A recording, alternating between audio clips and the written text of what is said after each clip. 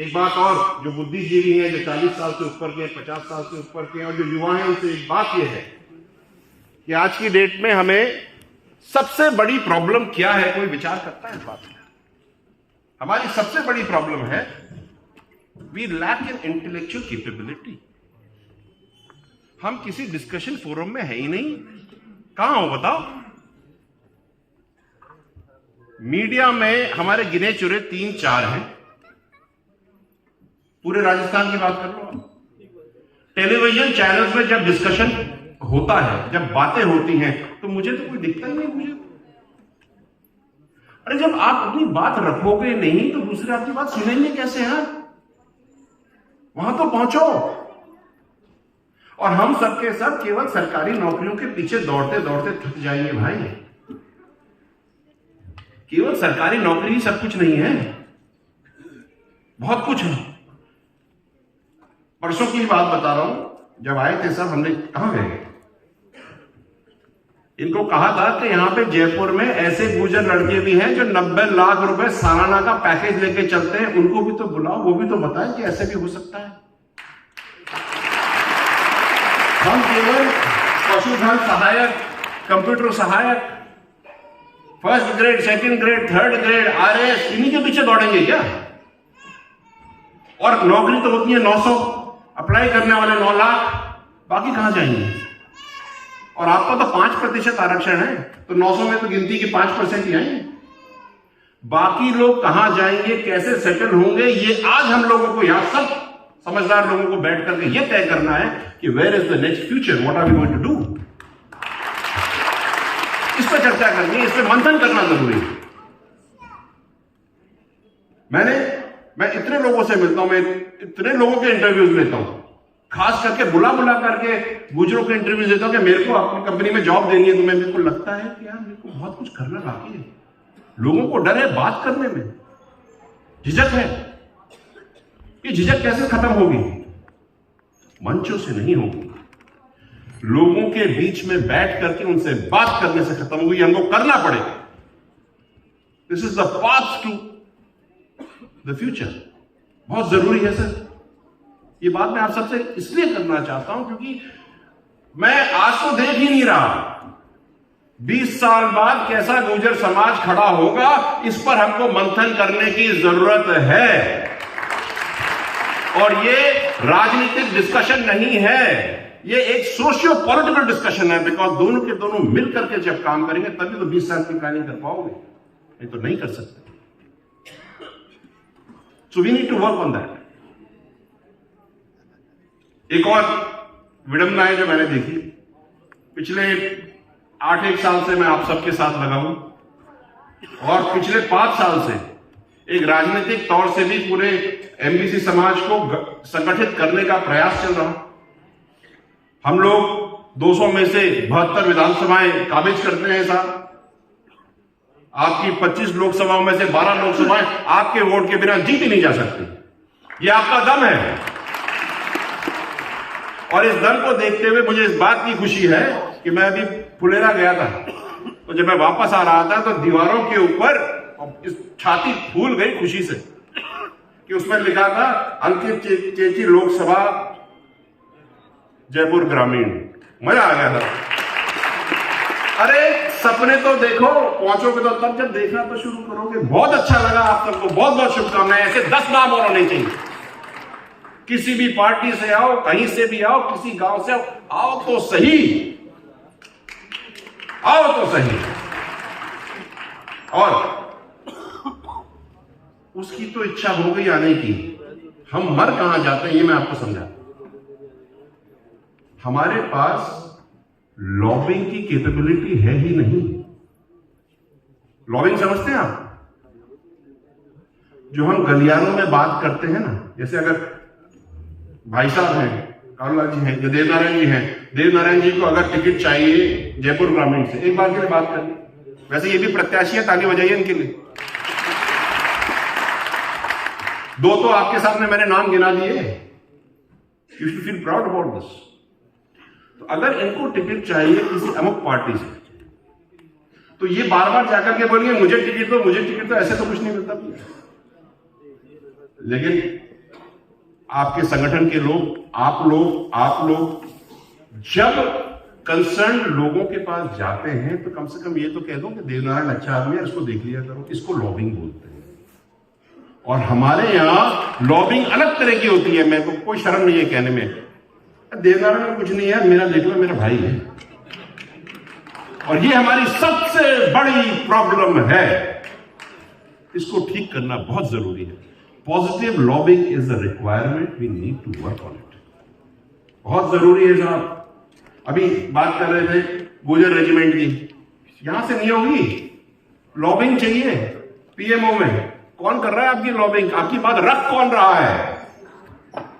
जब बात ही ढंग से नहीं रखी जाएगी तो सुनी कैसी जाएगी?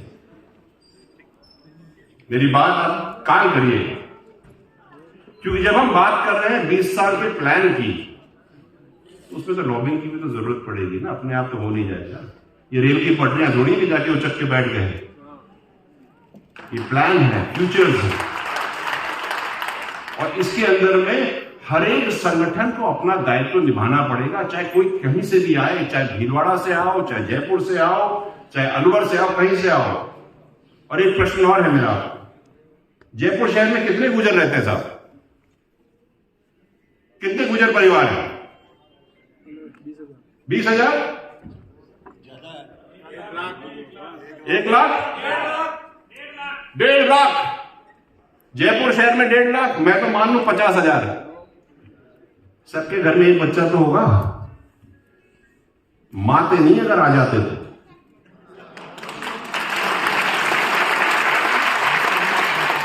हम कौन सी क्रीड़ा गा रहे हैं और क्या क्या गाना गा रहे हैं भैया? मैं जब मेरे को कल रात को फोन आया, ये कहा कि साहब वहां जाते रहो, हल्का बोलना, देखो ठांसना मत किसी को। मैंने कहा मैं तो करता ही नहीं हूं यार ऐसे, मैं तो सच कहता हूं, बुरा लग जाता है। लेकिन मैं तो कहूंगा साहब बहुत प्यार से, विनम्रता से, कि अगर यहां पर 1.5 लाख लोग हैं तो 1.5 लाख होने चाहिए। गिनाने से होता है भैया, गिनती तभी होती है, ऐसे घर बैठे गिनती नहीं होती है। कोई नहीं गिन रहा, आपको कौन पूछ रहा है? कौन पूछ रहा है बताओ? कोई नहीं पूछ रहा था। मेरे पास डिजायर लिख करके आए इतने सारे, मैंने 725 डिजायर लिखे हैं साहब पिछले 1 हफ्ते में। और मेरे को इस बात की खुशी है कि इसमें से 30% गुजरों के डिजायर लिखे। मैंने आप सरकारी नौकरी में हो, you should be proud of it. You should be actually proud of it where you are. But इससे पेट नहीं भरेगा, इससे पेट नहीं भरेगा। 30% क्या होता है? वो तो डिजायर थे, जान पहचान के आए। सरकारी नौकरी में कितने हो? अच्छा सरकारी नौकरी में नहीं हो तो संविदा में कितने हो? वहां भी तो देखो। आप डिसीजन मेकिंग में कितने हो? एक है जवाहर सिंह जी मैडम, 4 क्यों नहीं है? ये प्रश्न आपने कभी सोचा? 4 क्यों नहीं है? हम 1 से संतुष्ट क्यों हो? This is something which we need to, remember and take it as a thought. We need to do something about this, gentlemen.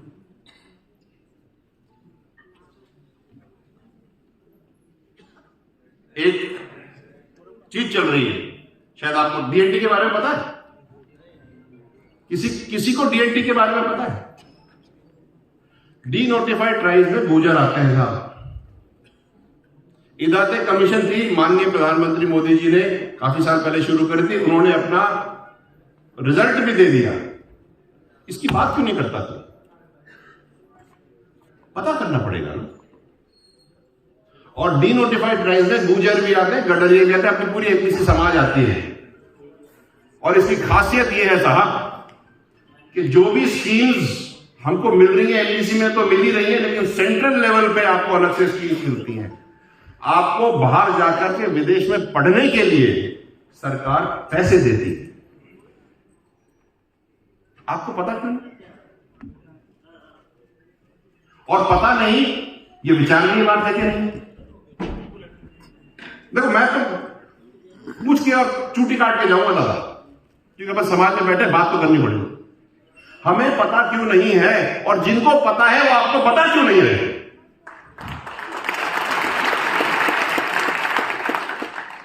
DNT बहुत बड़ा आंदोलन चल रहा है इसके ऊपर। हमारा हक बनता है इस पे। और आपको मैं बताऊं, आप शॉक हो जाओगे, उसमें महीना भी आते हैं। और जब मैंने चिट्ठी लिखी सरकार में, सेंट्रल गवर्नमेंट में, अपना तो नहीं हुआ, उनका हो गया। गुड मॉर्निंग, झटका लगा सुन के। ये इसलिए क्योंकि आपकी लॉबिंग कैपेबिलिटी है ही नहीं, आपकी बात पीएमओ में रखने वाला कोई है ही नहीं। इसलिए मैं कह रहा हूं मेरे भाइयों, माताओं, युवाओं, युवतियों, if you want to reach somewhere, you need to do it on your own capability and you need somebody to push you. कैटापुलेट चाहिए साहब, धक्का लगाने वाला चाहिए कि धक्का लगाए और आगे पहुंचाए। बहुत जरूरी है। डीएनटी पे हमें काम करना है। मैं आपसे सपोर्ट चाहूंगा कि आने वाले 4-5 महीने में हम डीएनटी आई कार्ड्स राजस्थान में बनवाएं और हमारे सारे लोगों को हम ये बेनिफिट दिलवाएं। मैं आपकी मदद चाहता हूं। और एक और आरक्षण की बहुत बात चल रही, बाहर एक मीडिया वाली बहना मिली, कह रही थी आरक्षण पे ये हो रहा है, आरक्षण पे वो हो रहा है। पिछले कुछ, भाई थोड़ा सा आवाज करता हूं। तो मैं आप सबको ये विश्वास दिलाना चाहता हूं कि हम सब 50 साल से बूढ़े जितने भी है ना, आरक्षण तो हम देख लेंगे। छोरों और छोरियों, तुम पढ़ लो और नौकरी लग लो, इन फालतू चीजों में मत पढ़ो। वो काम हमारा है, हम करेंगे। तुम्हें पढ़ाई करिए तो नौकरी करो। हर चीज हर के लिए। और आपके आरक्षण पे तो आंच आ ही नहीं सकती। अपन सब बैठे हैं ना, कर लेंगे। तुम तो पढ़ के नौकरी ले लो। ये बात चल रही थी हॉस्टल्स की, और मेरी आज खुशकिस्मती है कि मैं अभी थोड़ी देर पहले, यहां आने से पहले, अपने त्रिमूर्ति चौराहे पर बजाज साहब ने कार्यक्रम रखा था प्रतीक जी का, और उसमें मैं मूक बधिर बच्चों के साथ बैठा। करीब 750 बच्चे मिले।